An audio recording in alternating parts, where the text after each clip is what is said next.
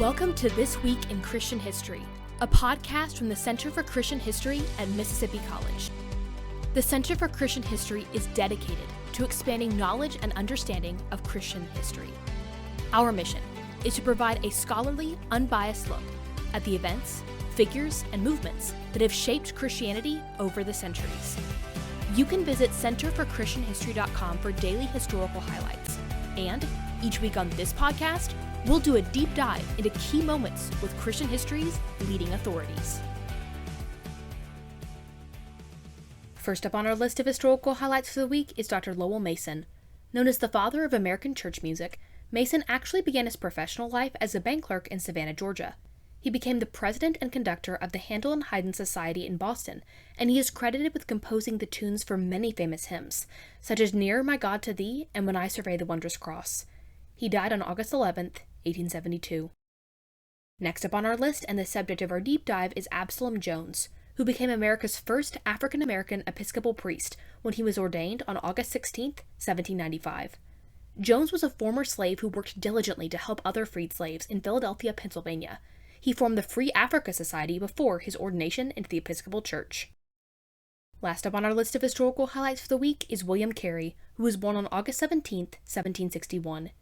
Carey served as a missionary in India, where he founded several schools and seminaries and translated the Bible into many Indian languages. Carey is now known as the father of modern missions, and William Carey University in Hattiesburg, Mississippi is named after him. Today in our deep dive, Nick Walters, director of the Center for Christian History, talked with Jennifer Woodruff Tait about Absalom Jones. Hey there, and welcome back to another episode of This Week in Christian History. We are glad to have Dr. Jennifer Woodruff Tait on with us, who is the senior editor of Christian History Magazine. We have enjoyed our partnership and working together with the Christian History Institute, which is the mothership, if you will, of Christian History Magazine. And we're so glad to have you on yet again to be a part of what we're doing with the Center for Christian History. Well, I'm very glad to be here. Well, you today's subject, because you, as some of our followers may or may not have recalled, we do our Christian History Chronicles each month, and we do a deep dive on a particular subject. And previously, if you go back to our website, you will be able to see some conversation that Dr. Woodruff Tait and I had on the temperance movement in the United States. And so now I twisted her arm a little bit more and asked if she wouldn't mind coming on and talking about the date that we are focusing on, which is actually the ordination of Absalom Jones, who was the very first African-American to be ordained into the Episcopal Church on October 16th, 1795 is the date. And we're getting a little extra bonus into that because when we talk about Bishop Jones, we also need to be able to talk about Richard Allen, who was a compatriot of sorts as well. So how about I stop talking and you stop talking, Dr. Yes. That'd be a lot better. It's easy to get confused because they were very much partners, but Richard Allen's actually the bishop. But let me back up and tell the Please do. The story here. So Absalom Jones and Richard Allen were friends. They were both people. Absalom Jones was about 15 years earlier. I actually had to look that up. 15 years older. They were both born into slavery and then bought their freedom when they became adults. And both of them joined St. George's Methodist Episcopal Church, which was Old St. George's, like one of the mother churches of Methodism in America.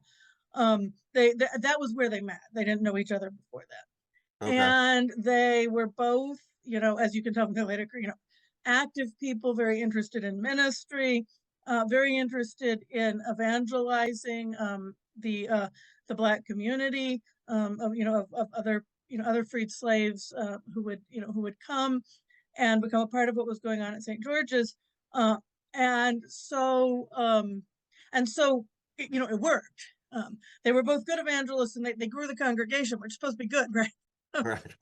Well, I don't know if you ever heard of something called the 7% rule, which is a sociological concept that whenever you get more than 7% of any minority in a majority space, the majority will feel that they have been taken over. Mm. It's that low. So, Wow. and I've actually experienced this myself in churches in the South that were majority white, where there was one Black family and everyone said, "Oh, we love this family," and then they started evangelizing, more people started coming, and then people like, "Oh, no, no," Anyway, that's exactly what happened at St. George.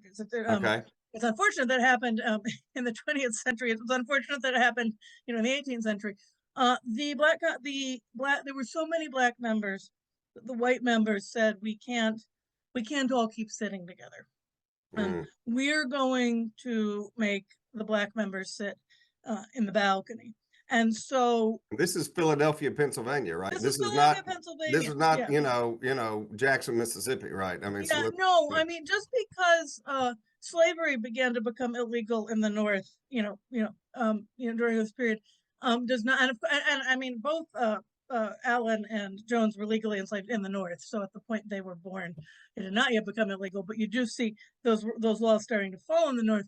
But that didn't mean that white Christians that wanted to associate with Black Christians, even though both Jones and Allen were free, and this other, and I don't actually know exactly how many it was, but there was a group of people, very devout people who had come and become Methodists, joined the church, who were African American, and the story, the way it's told, is that actually happened during a Sunday service, that Jones and Allen and their friends went up to pray at the altar rail, which is a time-honored Protestant tradition, right? You can go pray at the altar rail. Sure.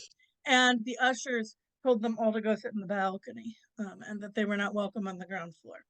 And so both of them left the church, and they founded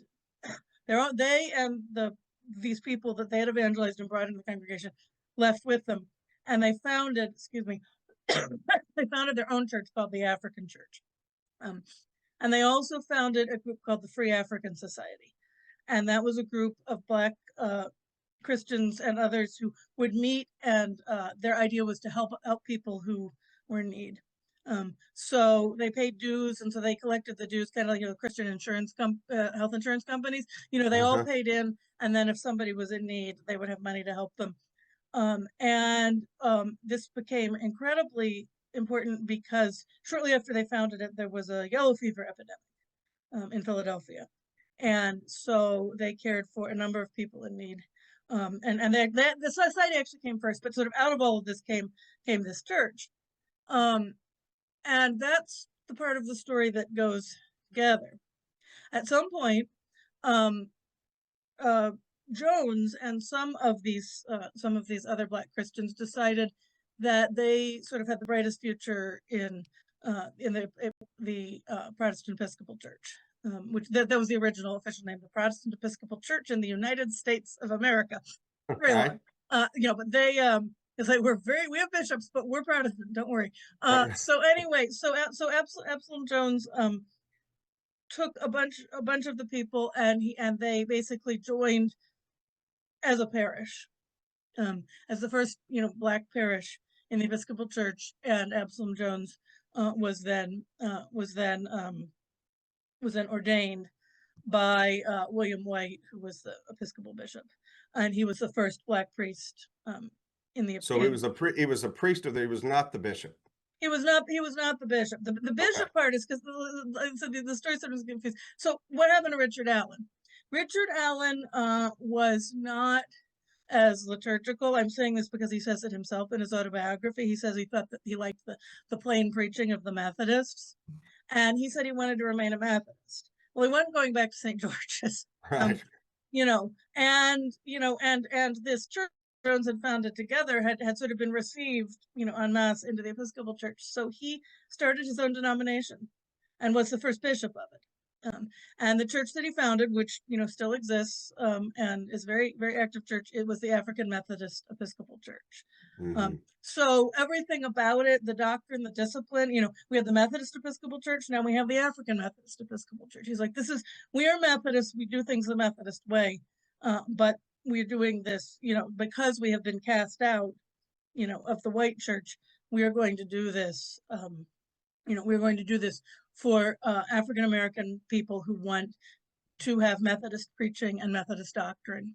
And so, out of this one, sort of terrible act of these people being, so, badly treated by St. George's, you get, the beginning of ministry to African American, to and with and by African Americans in the Episcopal Church. And you also get the founding of a whole denomination from these two people that were friends, and they stayed friends, and they worked together, and they worked together with the Black community in Pennsylvania. So it wasn't like they never talked to each other. They disagreed on this one religious question, but they didn't stop talking to each other. And I got to look at my dates here to see which of them died first. Jones died in 1818, yeah, and Richard Allen lived on until 1831. And by that point, the African Methodist Episcopal Church, which normally, so we don't have to say that long thing, people refer to as the AME. Right. Well, there's plenty of AME churches all around, right? I mean, so it's, So later there were two other Methodist, primarily Black Methodist denominations founded, which is not necessarily what I came on to talk about. But you may have heard of the AME Zion and the CME, and those came out of other events in Methodism. But if we stick close to Allen and Jones, sure, he's the founder of the AME, and I've actually been to the church, the church he founded, and they actually have they're properly enclosed in a coffin and all that, but they actually have the bodies of him and his second wife. His first wife died. The second wife was sort of considered to be the mother of African Episcopal Methodism, and they're both buried in the basement of the church. Oh, really? Yes. You can watch the rest of Nick's interview with Jennifer Woodruff Tait on the Center for Christian History website at centerforchristianhistory.com. This Week in Christian History is produced for the Center for Christian History by Blue and Gold Media at Mississippi College, in cooperation with the MC Department of Communication. For episode transcripts and more information, visit centerforchristianhistory.com. Be sure to subscribe on Spotify and Apple Podcasts, and follow the Center for Christian History on Facebook at the Center for Christian History, and on Instagram at Christ Hist Today. That's ChristHistToday. Our next podcast episode is coming next week. Thank you for listening.